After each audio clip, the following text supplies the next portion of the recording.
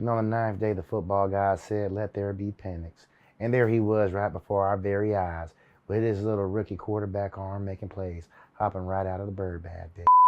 We got Falcons fans losing their minds over the bad play that we've had recently. But fret no more because the Falcons decided to bench Kirk Cousins for Michael Penix. In a get-right game where Kirk couldn't get right, the Falcons could only score 15 points against a team that was tanking, even though our offense was able to run the ball effectively. Our defense played well, and the special teams played well. Kirk looked like he's not able to protect himself physically. He's not able to get away from the pass rush. He's not able to really move in the pocket. He's had some lanes that he probably could have picked up a couple of first downs or at least moved the chains for another 5 yards. And these are things I think Michael Penix is really going to be able to bring to the table. Increase mobility, scramble, extend plays, pick up 5 and 10 yards here and there. He brings a lot of athleticism into the offense and can just do things naturally that Kirk wouldn't have been able to do. I believe Penix is going to do better on check down routes.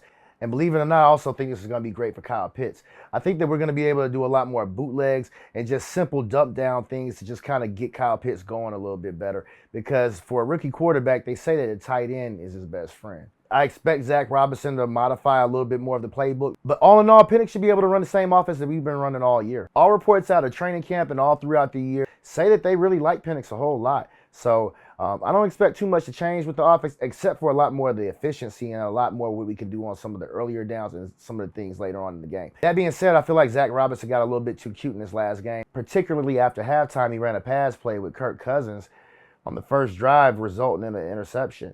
He probably should have just kept running the ball to begin with. Aside from that, he called a pretty good game, though. A lot more run plays and played better situational football in general. And I think that's going to pay dividends for Michael Penix as he moves forward in his development. This week, we go up against the Giants. For all intents and purposes, they're tanking to beat out the Raiders for the #1 draft pick as well, too. So this is actually a good game for Michael Penix to start off his rookie career as a starter. Now, we truly have no idea how Michael Penix is going to play. And for all we know, he could come out and stink up the joint. But I have no reason to believe that he's going to come out and be worse than Kirk Cousins. At this point, I don't think anybody can be worse than what Kirk is right now. And I'm not trying to be disparaging. It looks like time has gotten to him, and he looks kind of hurt right now. After the draft this year, the Falcons received a lot of criticism for drafting Michael Penix. But right now, this looks like this is going to probably be a pretty smart move. If I'm Raheem, I don't think I'm going to be probably drafting this high again. And if he is, he's probably going to be out of a job. So, in my opinion, that was a perfect time for us to go ahead and get our quarterback of the future. Penix has basically had a whole season to sit, watch, and learn from Kirk. All the good things, all the bad things. I think he's going to do a lot better at checking down,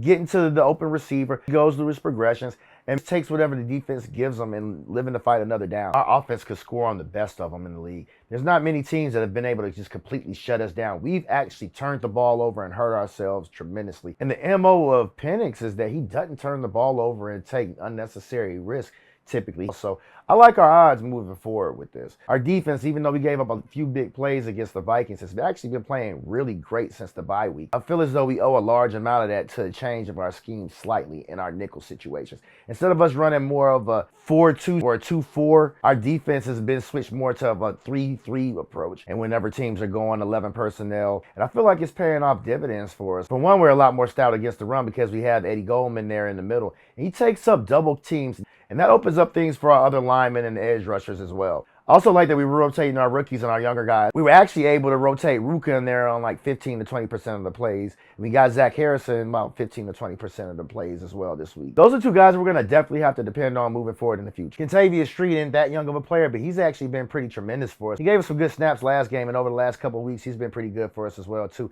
And I think that's what we're going to need to be moving forward if we hope to make the playoffs, or if we make the playoffs and we hope to make a splash once we get into the dance. If you look at time of possession this year, Philly leads the league. I believe that's been a really huge key part of their success with their defensive unit. Being able to lean on teams and wear them down and keep drives going, it keeps your defense fresh, and it puts a lot more pressure on people's offenses as well too. People don't talk about that enough, but having a really good offense helps your defense out because now teams have to go out here and make sure that they score. And our defense has been very bend but don't break all year. I think that the addition of having Michael Penix on our offense leading the helm is going to be able to open up a lot more things for us. And we're going to be able to just keep the chains moving. That's our show for today. We'll dissect things a little bit more as we move forward this week and talk a little bit more about what the Falcons have to do to beat the Giants. It's not going to be a heavy show because, again, as I said, the Giants are probably tanking right now as well too. But I'm really excited to see what this Falcons team is going to do. I really like to see the Penix era get to a nice kickoff.